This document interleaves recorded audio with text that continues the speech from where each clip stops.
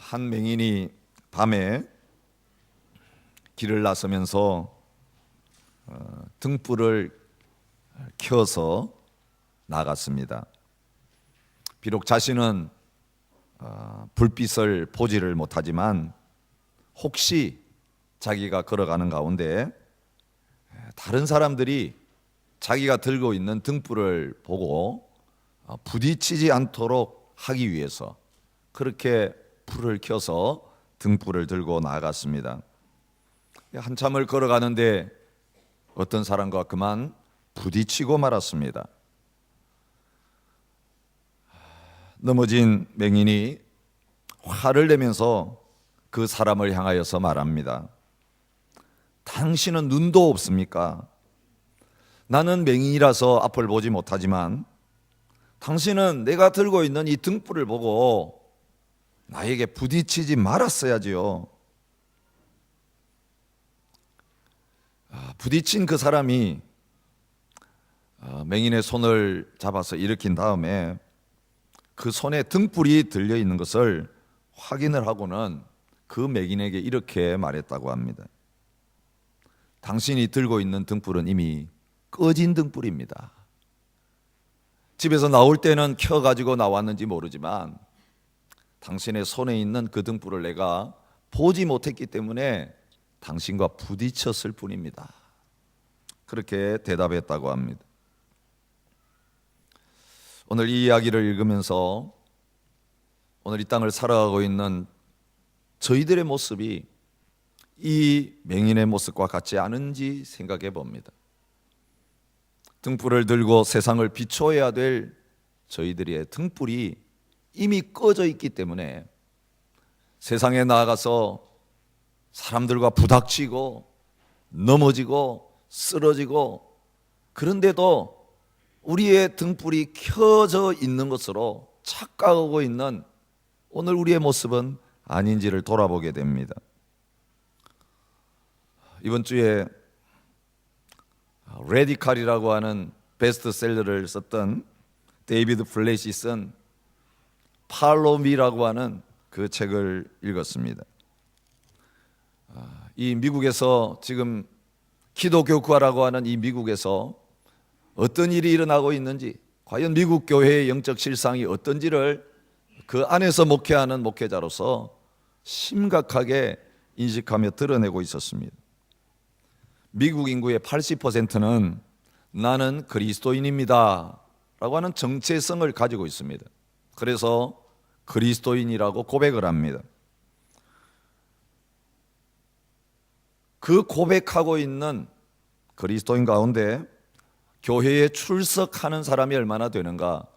절반밖에 되지 않습니다. 그 80%의 중에 절반이 교회에 정기적으로 출석한다고 합니다. 교회에 출석하고 있는 그 사람들을 조사해 보았습니다. 성경을 하나님의 말씀으로 믿습니까? 여러분, 그 절반 가운데 그 절반에게 물었더니 성경을 하나님의 말씀으로 믿는다라고 고백하는, 교회에 출석하는 그리스도인이 절반 이하가 되는 그런 결과가 나왔습니다. 통계적으로 보면 전 미국 인구의 20% 미만이 성경을 하나님의 말씀으로 믿고 있다는 것입니다. 그냥 교회 나간다는 사람 말고, 나는 그리스도인이라고 통계조사에 답하는 사람 말고, 당신은 거듭난 그리스도인입니까? 본 어게인 했습니까? 그 질문에 대해서 예, 저는 거듭난 그리스도인입니다. 그저 교회 나가는 썬데이 크리스찬이 아니라 예수님을 구주로 영접하고 거듭난 사람입니다. 구원의 확신이 있습니다 라고 대답한 사람이 50% 정도였다고 합니다.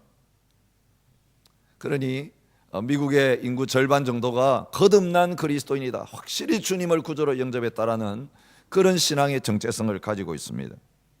그런데 실제로 세상에 나아가서 살아가면서 거듭나지 않은 사람들, 믿지 않는 사람들과 라이프 스타일이든지 생각하는 방식이 과연 차이가 나는가? 실제적으로 거듭난 그리스도인에게 변화가 있는가? 그것을 조사해 보았더니 거의 차이가 나지 않는다는 거예요. 범죄율이 거듭나지 않은 사람의 범죄율이나 거듭났다고 하는 사람들의 범죄율이 똑같은 겁니다. 이혼율이 거듭나지 않은 사람들 이혼하는 이혼율이나 거듭났다고 하는 사람들의 이혼율이 똑같더라는 거예요. 같은 방식으로 사업을 하고 같은 방식으로 가정생활을 하고, 과연 거듭났다고 하는 것이 무엇인가? 그래서 진정한 주님을 따르는 제자가 하나님의 교회 안에서 일어나야 된다라고 하는 것을 그 책을 통해서 강력하게 주장하고 있는 것을 보았습니다. 등불이 꺼져 있는 주님의 교회의 모습입니다. 성경은 오늘 말씀을 통해서 우리가 누구인지를 분명하게 가르쳐 주고 있습니다. 우리가 늘 들어서 잘 알고 있는 말씀입니다. 우리는 세상의 빛이라는 거죠. 과거에는 어둠의 자식들이었지만 이제는 빛의 자녀들로 바뀌어진 사람들, 우리 그리스도인과 교회는 이 세상 가운데 등불이 되어야 된다라고 하는 이 사실, 우리가 너무너무 잘 알고 있는 사실이지만 진짜 등불이 켜져 있는가? 여러분, 어둠 속에 등불이 켜져 있으면 그게 표시가 안 날 수가 없습니다. 나도 알 뿐만 아니라 다른 사람이 그 등불을 보고 그 등불 안에 뭐가 있는지를 정확하게 압니다. 그런데 등불은 등불인데 꺼진 등불은 전혀 어둠 속에 표시가 나지 않습니다. 역할을 감당할 수 없는 자리에 있습니다. 오늘 우리의 정체성, 빛이라고 하는 이 정체성 다시 한번 확인하고 또 빛 대신 주님을 따라서 빛을 비치며 살아갈 수 있는 저와 여러분들이 되실 수 있기를 바랍니다. 8절에서 말씀하십니다. 너희가 전에는 어둠이더니 이제는 주 안에서 빛이라. 예수님께서 산상보훈에 말씀하셨습니다. 너희는 세상의 빛이라. 빛이요 소금으로 살아가야 될 우리의 모습을 말씀하십니다. 골로새 1장 12절부터 13절에 보면 우리로 하여금 빛 가운데서 성도의 기업의 부분을 얻기에 합당하게 하신 아버지께 감사하게 하시기를 원하노라. 그가 우리를 흑암의 권세에서 건져내사 그의 사랑의 아들의 나라로 옮기셨으니, 그렇게 말하고 있습니다. 우리가 구원받고 변화된 것을 흑암의 권세에서 건짐을 받고 이제는 하나님의 아들, 빛 대신 주님의 나라로 옮겨진 사람들이다, 그렇게 말하고 있습니다. 데살로니가전서 5장 5절에서도 너희는 다 빛의 아들이요 낮의 아들이라. 우리가 밤이나 어두움에 속하지 아니하나니.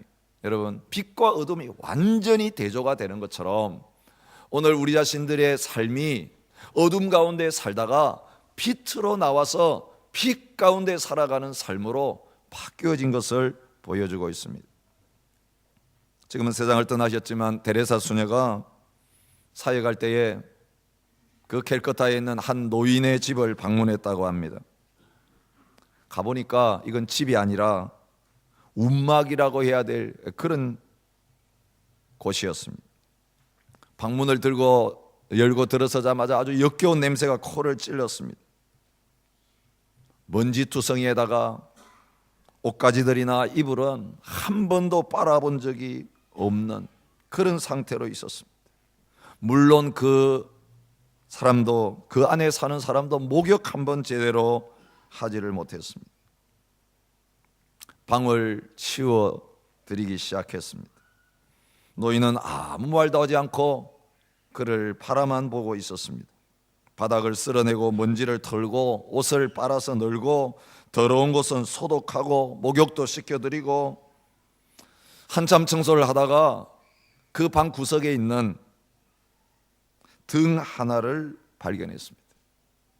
먼지에 뒤덮여가지고 그 방 구석에 놓여 있었습니다. 이 등이 뭡니까? 주인에게 물었습니다. 그때 그 주인이 대답합니다. 손님이 올 때만 켜는 등입니다. 먼지가 쌓여 있는 걸 보면서 말합니다. 별로 켤 일이 없는 모양이죠. 몇 년 동안 한 번도 켜본 적이 없습니다. 누가 죽어가는 이 늙은이를 찾아오겠습니까? 그때 데레사 수녀가 말합니다. 제가 자주 찾아뵐 테니까 제가 올 때마다 저 등불을 켜주세요. 그때 노인은 켜고 말고요, 나를 찾아만 와주신다면 저 등불을 제가 켜드리겠습니다. 그때부터 그는 자주 그 노인의 집을 방문했습니다. 가지 못할 때는 동료 수녀를 대신 보냈습니다. 이제 그 노인의 방에는 늘 등불이 켜져 있게 되었습니다. 그로부터 2년 후에 편안하게 그 노인은 세상을 떠났습니다. 임종을 앞에 두고 옆에 서 있던 수녀에게 그 죽어가는 노인이 이렇게 말했다고 합니다. 데레사 수녀에게 전해주세요. 데레사 수녀는 내 인생의 등불을 켜준 사람입니다. 여러분, 어두운 이 세상 속에서 캄캄한 가운데 빛을 모르고 살아가는 사람들이 얼마나 많은지 모르겠습니다.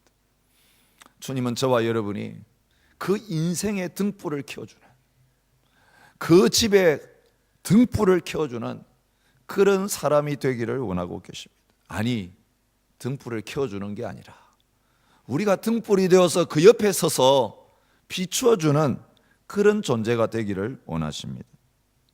오늘 우리가 예수 그리스도를 만나고 하나님의 자녀가 되어서 이제는 어둠의 자식으로부터 빛이 되고 빛의 자녀가 되었다면 8절 말씀은 빛의 자녀들처럼 살아라, 빛의 자녀들처럼 행하라, 그렇게 말씀하고 계십니다.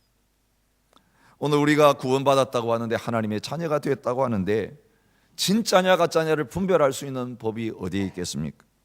요한일서 1장 5절부터 7절은 이단들이 판을 치는 그 초대교회에서 누가 참된 하나님의 자녀들이며 하나님의 백성들인가를 분별하는 한 가지의 방법을 가르쳐 주고 있습니다. 우리가 그에게서 듣고 너희에게 전하는 소식은 이것이니 곧 하나님은 빛이시라, 그에게는 어두움이 조금도 없으시다는 것이니라. 만일 우리가 하나님과 사귐이 있다 하고 어두움에 행하면 거짓말을 하고 진리를 행하지 아니함이거니와, 그가 빛 가운데 계신 것 같이 우리도 빛 가운데 행하면 우리가 서로 사귐이 있고 그 아들 예수의 피가 우리를 모든 죄에서 깨끗하게 하실 것이요, 그렇게 말씀하고 있습니다. 오늘 우리가 빛 가운데 살아가느냐 어둠 가운데 그대로 있느냐, 거기에 따라서 우리가 하나님과 사귐이 있는 사람인지 하나님과의 사귐이 끊어진 사람인지를 알 수 있게 된다고 말하고 있습니다. 주님은 오늘 우리가 빛의 자녀로 어떻게 살아가야 될지 말씀 안에서 가르쳐 주고 계십니다. 첫 번째, 빛의 열매를 맺는 것이 빛의 자녀인 증거다, 그것을 말씀하십니다. 9절에 보면 빛의 열매는 모든 착함과 의로움과 진실함에 있느니라, 그렇게 말합니다. 우리가 이미 살폈습니다. 좋은 나무는 좋은 열매를 맺고 좋지 않은 나무는 좋지 않은 열매를 맺습니다. 나무가 어떤 나무인지는 열매를 통해서 발견하게 되어 있는 것입니다. 오늘 주께서 우리를 위해 십자가에 죽으시고 부활하셔서 우리 가운데 들어오셔서 주님이 되어주신 이유가 어디에 있는가? 우리가 하나님을 위해서 이제는 열매 맺는 그런 삶을 살도록 하기 위해서 부르셨다는 것입니다. 우리는 주님의 과수원에 심겨진 포도나무와 같은 존재인 것을 누가복음 13장 6절부터 7절의 말씀이 가르쳐주고 있습니다. 나무를 심은 그 주인이 열매가 맺힐 때 찾아옵니다. 그래서 열매를 구합니다. 그러나 그 원하는 열매를 구하지 못했을 때, 3년이나 와서 열매를 얻으려고 했는데 구하지 못했을 때에 그 과수원을 관리하는 사람에게 말합니다. 찍어버려라. 어찌 땅만 버리겠느냐. 실제로 예수님께서 예루살렘에 입성하셨을 때에 잎이 무성한 무화과 나무를 보시고 그 무화과 나무를 향하여 열매를 얻기 위해 가셨지만 얻지 못했을 때에 그 무화과 나무를 저주하심으로 말라버리게 된 그런 상태를 성경은 보여주고 있습니다. 오늘 우리를 구원하셔서 하나님의 정원에 심으신 분이 주님이십니다. 그리고 우리에게 그 빛의 열매가 있는가를 살펴보시기 위해서 늘 찾아오셔서 나무 잎사귀를 뒤적이면서 그 열매를 찾고 계신다는 것입니다. 오늘 빛의 자녀라면 빛의 열매를 맺어야 되는데 그것이 세 가지인 것을 말하고 있습니다. 착함의 열매, 온유하고 부드러운 성품, 사람들의 어려움을 보면서 선한 마음을 가지고 도와주는 그런 상태를 가르칩니다. 로마서 15장 14절에 보면 내 형제들아 너희가 스스로 선함이 가득하고 모든 지식이 차서 능히 서로 권하는 자임을 나도 확신하노라. 로마 교회 성도들 향하여서 너희는 선한 것이 마음에 가득 차 있다. 그것을 내가 확신한다. 그렇게 말씀하고 있는 것을 봅니다. 골로새 1장 10절에는 주께 합당하게 행하여 범사에 기쁘시게 하고 모든 선한 일에 열매를 맺게 하시며, 골로새 교회를 향하여 바울이 그렇게 기도하고 있는 것을 보게 됩니다.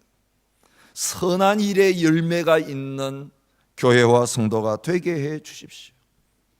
하나님이 우리에게 찾으시는 열매가 선한 열매인 것을 가르쳐주고 있습니다. 근데 이 선한 열매 어떻게 맺을 수 있겠습니까? 갈라디아 5장 22절의 해답을 발견할 수 있습니다. 오직 성령의 열매는 사랑과 일학과 화평과 오래 참음과 자비와 양선과 충성과, 여기 말하는 성령의 열매 중에 하나인 양선이라고 하는 이 단어가 여기 착함이라고 하는 단어와 헬라어 원어에서는 똑같은 단어입니다. 주님, 오늘 우리의 삶 속에서 이 세상에 나가서 이웃과의 삶을 살아가면서 착한 열매, 선한 열매를 맺는 그런 자가 되기를 원하고 계십니다. 두 번째, 의로움의 열매가 빛의 자녀가 맺어야 될 열매라고 말씀하십니다.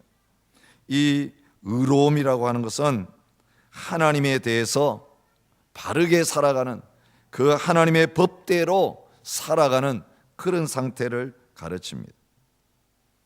산상보훈하시면서 너희는 세상의 빛이라고 제자들 향하여 말씀하신 다음에 너희의 의가 바리새인과 서기관의 의보다 낫지 못하면 결단코 하나님의 나라에 들어가지 못한다. 그렇게 주님께서 말씀하시면서 천국 백성에게 맺혀져야 될 의의 열매에 대해서 말씀하십니다. 빌립보서 1장 11절에도 예수 그리스도로 말미암아 의의 열매가 가득하여 하나님의 영광과 찬송이 되기를 원하노라. 그렇게 말씀하고 있는 것을 봅니다. 오늘 주님의 자녀가 되었으면 하나님의 의로우심을 오늘 우리들도 닮아가면서 그 하나님께서 옳다고 하시는 것, 바르다고 하시는 것을 저희들도 그렇게 인정하고 살아가는 자리에 있어야 되는 것을 말하고 있습니다. 우리에게 이 의의 열매가 어디에서 맺힐 수 있는가를 성경은 말합니다.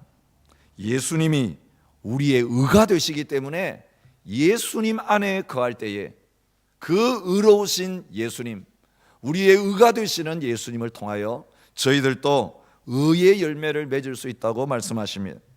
로마서 6장 17절부터 22절에 보면 하나님께 감사하리로다.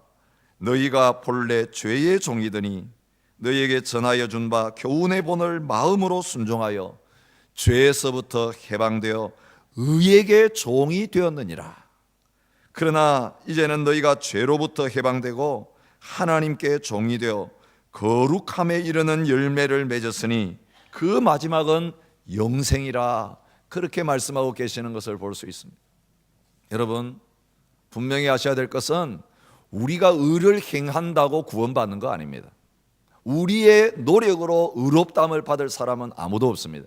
그런데 예수님을 믿음으로 말미암아 예수님이 우리를 위하여 이뤄놓으신 모든 것들이 내 것이 됨으로 말미암아 의롭다함을 받은, 값없이 은혜로 의롭다함을 받은 우리들은 의롭다함을 받았기 때문에 그때부터 예수님을 통해서 우리의 삶 속에 의의 열매가, 거룩함의 열매가 맺혀지게 되는 그런 자리에 있게 된다는 것입니다. 이 의의 열매가 있느냐 없느냐를 통해서 그 안에 예수님이 계시느냐 계시지 않는가가 드러나게 된다는 말씀입니다.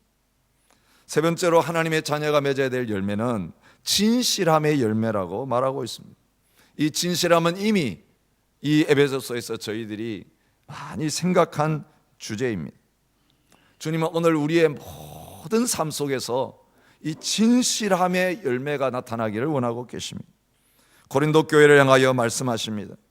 우리가 명절을 지키되 묵은 누룩으로 하지 말고 악하고 악의에 찬 누룩으로도 말고 누룩이 없이 오직 순전함과 진실함의 떡으로 하자.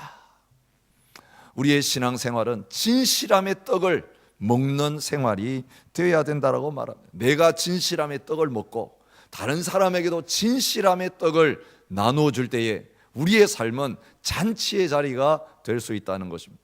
거짓의 떡을 먹고 마시면, 나누면 거기에는 진정한 하나님 나라의 모습이 이루어지지 않게 되는 것입니다. 요즘도 부정식품들이 종종 드러날 때가 참 많이 있습니다. 겉모습은 진짜 같아 보이는데 부정식품은 그것을 먹는 사람에게 아무런 도움을 주지 못합니다. 오히려 그 부정식품 만드느라고 온갖 몸에 해로운 그런 화학물질이 거기에 들어가 있기 때문에 음식인 줄 알고 먹었는데 오히려 독을 먹고 병들고 쓰러지는 그런 일들이 있을 수 있다는 것입니다. 주님은 저와 여러분이 과거에는 거짓의 떡이었지만 이제는 진실함의 떡이 되어서 우리를 먹는 사람들이 유익을 얻고 생명을 얻는 그런 자리에 서기를 원하십니다. 요한일서 3장 18절부터 19절에도 자녀들아 우리가 말과 혀로만 사랑하지 말고 행함과 진실함으로 하자. 이로써 우리가 진리에 속한 줄을 알고 또 우리 마음을 주 앞에서 굳게 하리로다. 그렇게 말하고 있습니다. 우리가 과연 진리에 속했는지 거짓에 속했는지는 우리의 삶에 드러나는 진실함의 열매를 통해서 알 수 있게 된다는 것입니다. 주님 말씀하십니다. 내가 진리다. 여러분, 우리 안에 예수님을 구주로 영접했다면 진리를 모신 것입니다. 우리 안에 진리 되신 예수님이 거하신다면 우리의 말과 우리의 삶 속에 그 진실함이 묻어날 수밖에 없고 드러날 수밖에 없다라고 말씀하십니다. 혹시 우리 가운데 어떤 분은 이렇게 이야기할 수 있을지 모르겠습니다. 예수 믿고 나서 얼마 지나야 이런 열매가 맺힐 수 있습니까? 나무는 심으면 몇 년 지나야 열매가 맺히는데 오늘 우리의 삶에도 좀 시간이 많이 지나야 이런 열매가 맺히는 거 아닙니까? 이 비슷한 질문을 한 분이 있었습니다. 중국 내지 선교의 개척자였던 허드슨 테일러에게 한 청년이 찾아와서 묻습니다. 진짜 빛의 자녀가 되려고 하면 얼마나 시간이 걸립니까? 그때 테일러가 이런 명답을 내놓았다고 합니다. 내가 자네에게 한 가지 물어보겠네. 램프의 심지에 얼마 동안 불을 붙여야 빛이 나나? 그때 이 청년은 주저하지 않고 대답합니다. 심지에 불이 붙는 순간부터 빛이 나죠. 그때 테일러 선교사님이 청년의 손을 붙들고 이렇게 대답합니다. 바로 그거예요.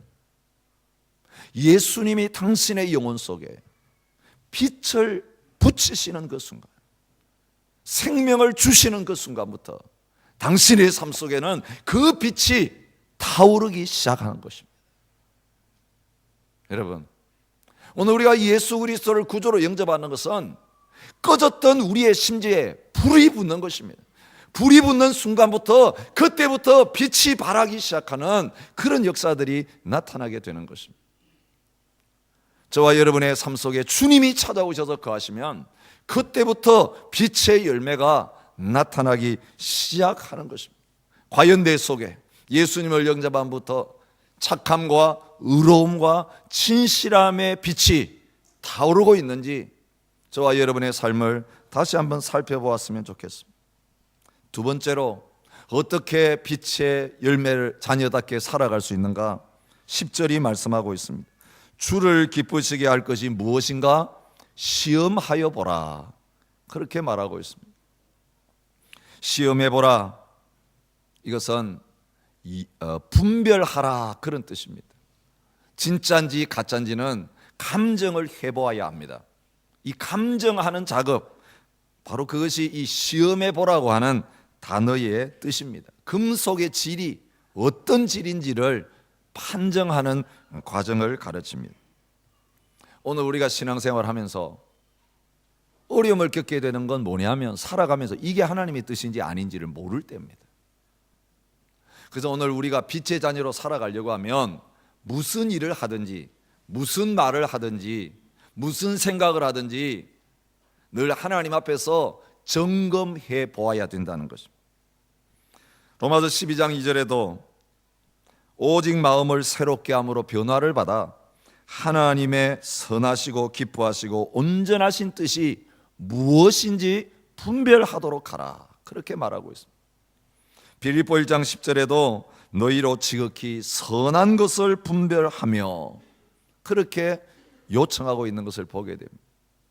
여러분, 가짜가 판을 치는 시대에 참으로 분별하기 어렵습니다. 사람도 분별하기 어렵고 어떤 물건도 진짜인지 가짜인지 분별하기가 참 어렵습니다. 내가 지금 바로 서 있는지, 내가 지금 바로 믿고 있는지, 바로 살고 있는지 사실은 내 자신을 분별하기 어려워요. 어떨 때는 제대로 하는 것 같고 어떨 때는 또 정반대가 되는 것 같고, 내가 진짜 신앙생활하고 있는지, 내가 진짜 구원받은 자녀인지 내 자신에 대해서도 헷갈릴 때가 참 많습니다. 오늘 본문은 우리 자신과 다른 사람 분별할 수 있는 한 가지 기준을 소개해 주고 있습니다. 우리가 빛의 자녀냐 아니냐, 주를 기쁘시게 할 것이 무엇인가 시험해 보라고 말하고 있습니다. 여러분, 간단합니다. 내 안에 주님이 살고 계십니다. 우리는 먹든지 마시든지 그 주님의 영광을 위해서 살게 된 존재입니다. 여러분, 내 안에 계신 주님이 기뻐하시며 좋아하시면 그건 제대로 하고 있는 겁니다. 내 안에 계신 주님이 얼굴이 찡그러지고 슬퍼하시는 소리, 불쾌하게 여기시는 그런 느낌이 우리에게 전달된다면 우리 지금 잘못하고 있는 겁니다. 여러분, 주님은 살아계신 인격이세요. 주님이 내 속에 느끼는 게 그리스도인의 삶 속에, 감정 속에 나타나게 되어 있습니다. 그렇기 때문에 우리가 늘 스스로에게 질문하면서 살아야 합니다. 내가 지금 하고 있는 이게 주님이 기뻐하시는 일일까? 주님이 이걸 좋아하실까? 여러분, 이게 죄냐 아니냐 성경 가지고 복잡하게 몰라도, 그런 지식 없어도 생명이 있는 그리스도인은 그게 몸에 좋은 건지 안 좋은 건지 압니다. 여러분, 그렇잖아요. 몸에 좋은 음식은 들어오자마자 힘이 납니다. 내 몸에 좋은 음식은 들어올 때 나에게 유익을 주는 게 느껴집니다. 먹는 순간부터 느껴집니다. 이 호주에서는 먹을 수 없지만 한국은 여름 되면 사람들이 자주 먹는 음식이 있습니다. 제가 설명은 안 드리겠습니다. 그게 뭔지. 저는 별로 예민한 사람이 아니에요. 그래서 좋은 음식인지 안 좋은 음식인지 먹어도 몸에 표가 안 납니다.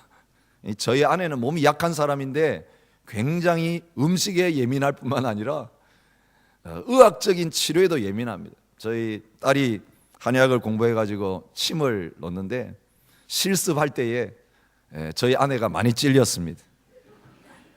그런데 저희 아내는요, 침이 들어오기도 전에 반응이 먼저 나타나요.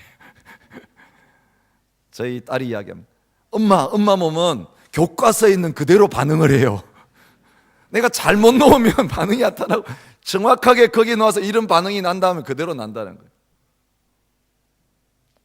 과거에 그 고기를 별로 저희 아내가 안 좋아했는데 광주 가면서 먹기 시작했습니다. 그런데 국물을 입에 넣는 순간부터 눈이 번쩍 뜨이고 힘이 난다는. 여러분, 좋은 건 몸에 들어오면 바로 반응하게 되어 있습니다. 안 좋은 건 먹는 순간에 몸이 반응합니다. 토해냅니다. 체합니다. 여러분, 우리 생활이 마찬가지예요. 내 안에 주님께서 거하시는데 우리가 주님이 원하지 않는, 기뻐하지 않는 생각을 하고 말을 하고 행동을 옮기는 순간 내 안에 주님이 그것을 싫어한다는 것을 나에게 사인으로 알려주세요. 마음의 평강과 기쁨이 다 떠나가 버려요. 근심이 찾아오기 시작해요.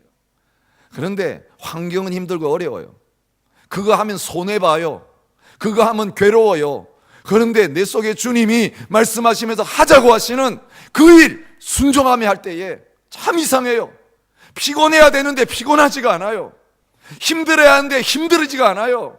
마음속에서 생수의 강이 솟아나요. 기쁨이 넘쳐나요. 찬양이 솟아나요. 이것이 주님이 기뻐하시는 증거예요. 여러분, 한 주간 세상을 살아가면서 내 안에 계신 주님 어떻게 하면 기쁘시게 할까? 자녀들이 부모님 제대로 모시는 건 부모님 기뻐하는 그 일 하는 것인 것처럼 내 안에 계시는 아버지 하나님 기뻐하시고 주님 기뻐하시고 성령이 기뻐하시는 그 일 행하기만 하면 내 속에 거하시는 주님이 내가 너를 기뻐하노라, 이 일은 참으로 좋은 일이다, 우리에게 분명한 증거를 주실 줄 믿습니다. 여러분, 나를 기쁘시게 하면 주님 슬퍼하십니다. 사람 기쁘게 하려고 하면 주님 슬퍼하십니다. 사람이 싫어해도 나에게 손해가 돼도 오직 주님만 기쁘시게 하는 그 믿음 가지고, 그 바로미터를 가지고 우리의 모든 삶을 측정하면서 살아갈 수 있는 저와 여러분이 되시기를 바랍니다. 마지막으로 책망하라, 그렇게 말합니다. 11절을 보십시오.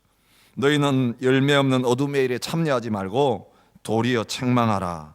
그들이 은밀히 행하는 것들은 말하기도 부끄러운 것들이라. 그러나 책망을 받는 모든 것은 빛으로 말미암아 드러나나니 드러나는 것마다 빛이니라. 여러분, 생명은 없어지지 않아요. 구원은 없어지지 않아요. 그러나 주님과 바른 관계 있지 않으면 빛은 꺼지게 되어 있어요. 제가 조금 전에 말씀드렸죠. 빛이 붙는데 얼마나 시간 걸립니까? 불 붙이면 빛은 바로 나오게 되어 있습니다. 정반대로 꺼지는 데는 얼마나 걸릴까요? 불면 그냥 꺼집니다. 기름 떨어지면 바로 꺼집니다. 여러분, 차 몰고 가다가 기름 다 떨어지면 시동 꺼지고 그 자리에 서서 1m도 갈 수가 없게 되어 있습니다. 우리 영적 삶이 마찬가지. 어제 환하게 타올랐는데 오늘 아침에 보니까 꺼져 있을 수 있어요. 어제 켜졌기 때문에 그 등불 가지고 가면 이미 꺼진 등불 들고 나가는 거예요. 꺼졌는데도 모르고 계속 가면 부딪혀서 사고 나게 돼 있는 것입니다. 여러분, 남이 등불을 들고 서 있는데 꺼진 걸 알았으면 어떻게 해줘야 됩니까? 당신 등불 꺼졌습니다, 가르쳐 줘야 합니다. 그래야 그 불을 다시 켤 수가 있습니다. 다 꺼진 등불 들고 와가지고 앉아 있으면 그 모인 장소가 캄캄할 수밖에 없습니다.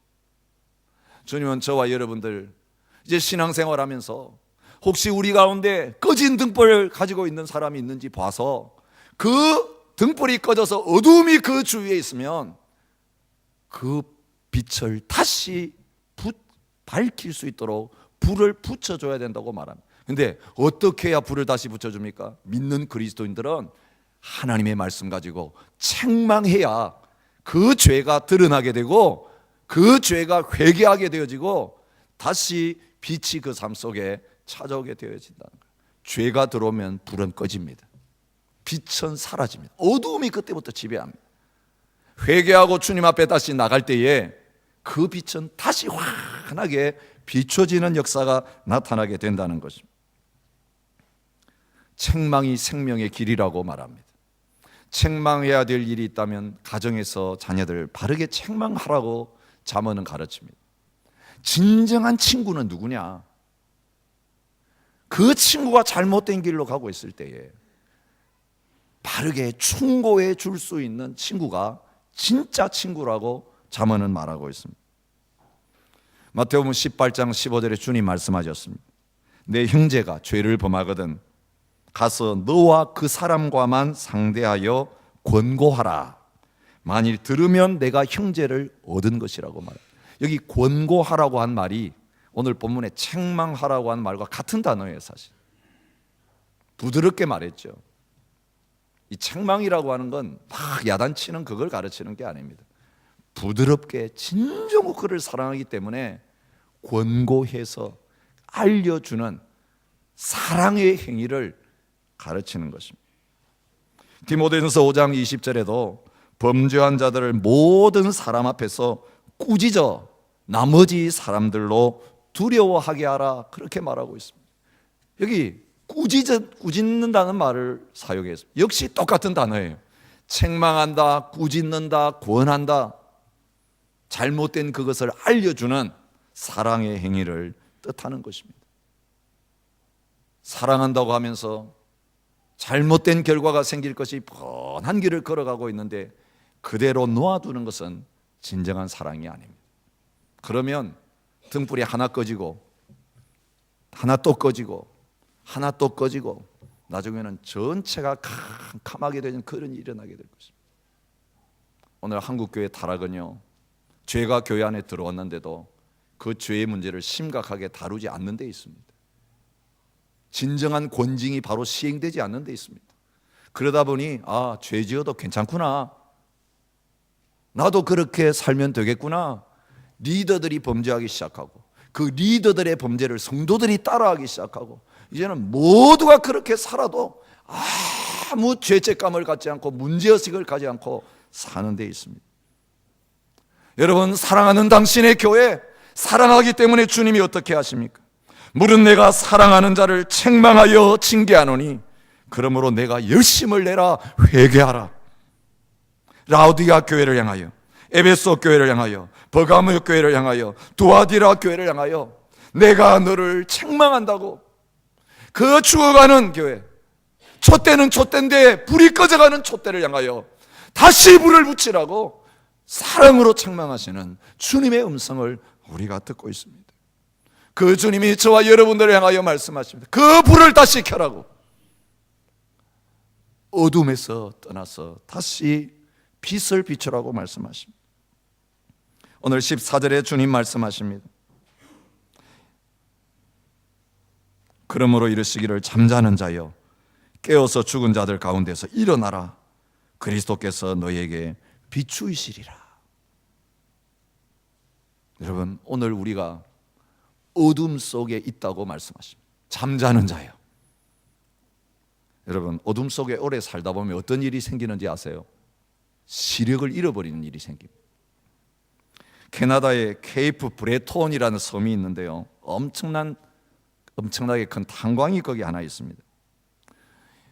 과거에 전기가 없을 때에 그 탄광에서, 여기 블루마운틴 가도 그 탄광에서 탄을 캘 때에 동물을 이용한 그 흔적들을 우리 보게 되는데요, 여러 마리의 말을 사용해 가지고 그 마차로 탄을 실어 날랐다고 합니다.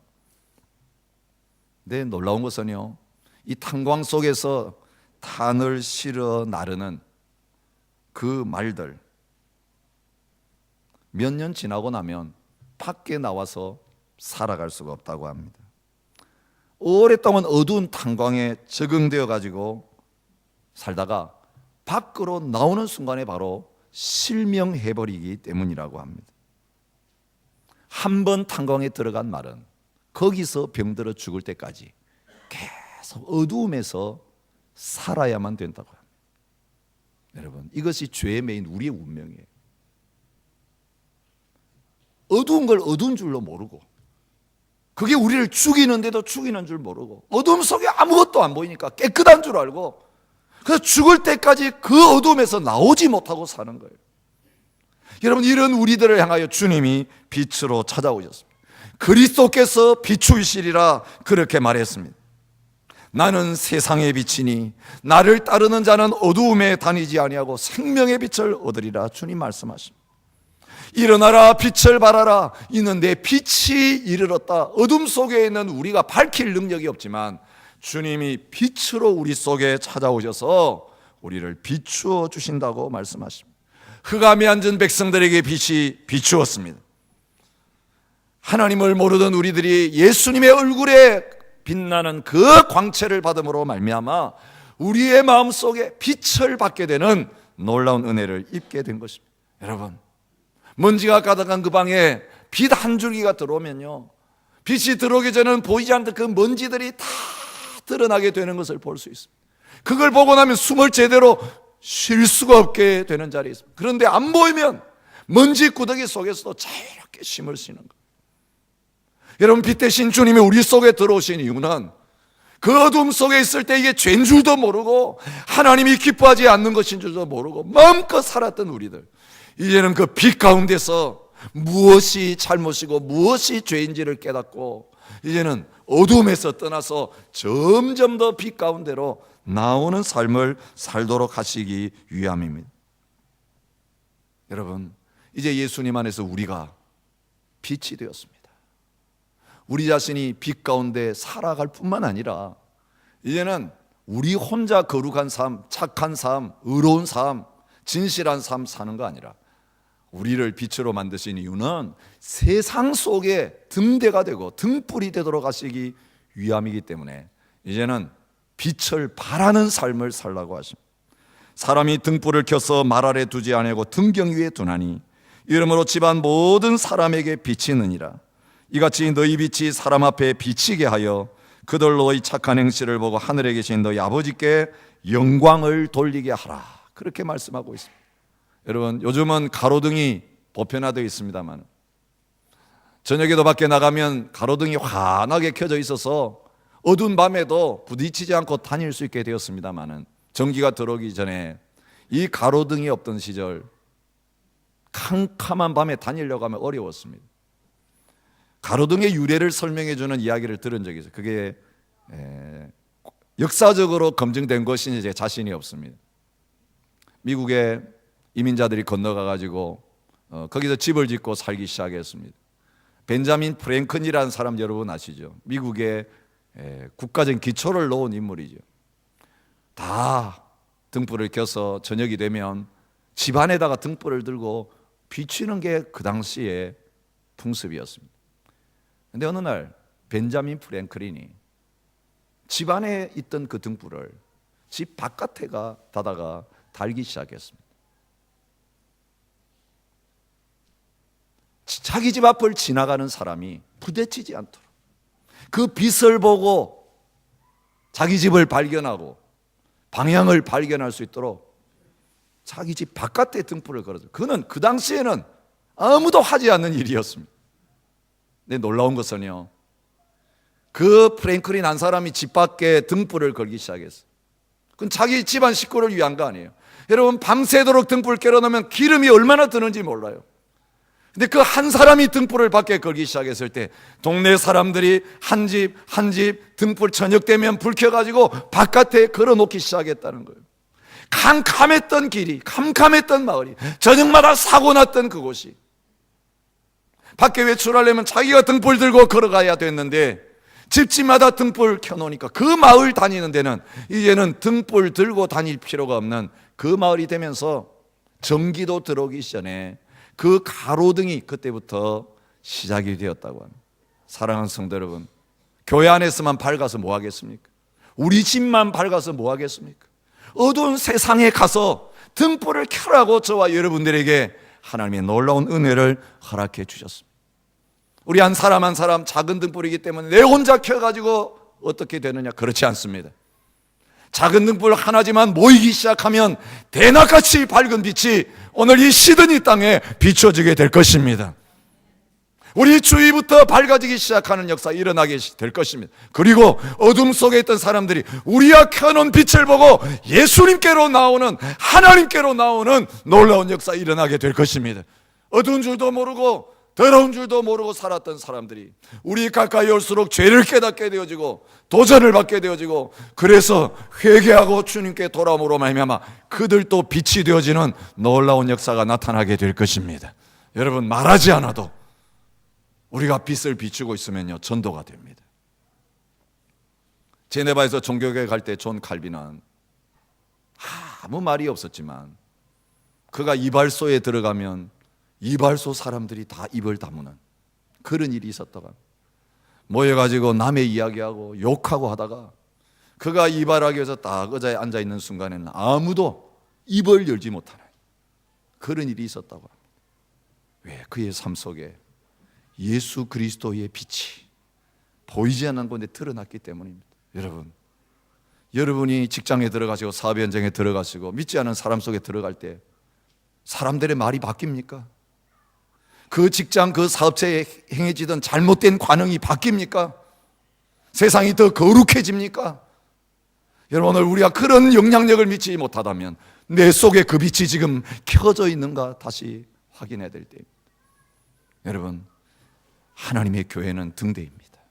하나님의 교회는 세상의 빛입니다. 우리 한 사람 한 사람이 기도하는 가운데 성령으로 충만하게 되면, 성령의 기름이 공급되면, 기름이 떨어지지 않으면 우리의 등불은 밤새도록 꺼지지 않고 비춰지게 될 것입니다. 여러분, 하나님의 성전에서 이 등불이 계속 켜지는 동안, 등불이 꺼지지 않는 동안 하나님께서 그 성전에 함께 하시면서 영광을 받으시고 예배를 받으셨습니다. 여러분, 우리 교회가 그랜빌로 가는 이유가 무엇입니까? 그 모슬렘들 가운데, 힌두교도들 가운데, 불교인들 가운데, 주님 모르는 사람들 가운데 복음의 빛을 비추기 위해서 그곳에 가는 겁니다. 더 어둡기 때문에 우리가 가는 것입니다. 그런데 가기 전에 해야 될 일이 있습니다. 우리 속에 빛이 환하게 타올라야 합니다. 기름이 충만하게 채워져야 합니다. 여러분, 빛을 비추는 그 일은 드러나는 일이지만 하나님 앞에 나와 기도하는 일은 보이지 않는 일입니다. 여러분, 기름이 공급되어지는 일이 없을 때에 빛이 도중에 꺼지는 역사가 나타납니다. 혹시 여러분, 과거에 기도하는 자리에 있었던 여러분이 이제 기도를 멈추고 세상 일에 바빠서 나가다 보니 불이 다 꺼져가고 있는 그런 가운데 있지 않습니까? 다시 기도의 자리에 나오시기 바랍니다. 기도의 자리를 지키시기 바랍니다. 성령의 충만함을 회복하시기 바랍니다. 하나님의 교회 기도하는 소리들이 커지기 시작하면 거기에 성령의 강력한 역사가 일어나서 하나님의 교회에 꺼져가던 불이 환하게 타오르는 그런 역사가 나타나게 될 것입니다. 어둠 속에 있는 자들이 빛으로 모이는 그런 놀라운 새 역사가 나타나게 될 것입니다.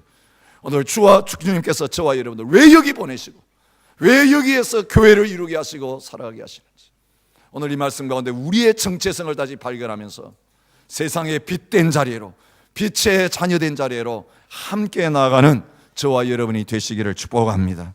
우리 함께 찬양하면서 주님 앞에 나갔으면 좋겠습니다.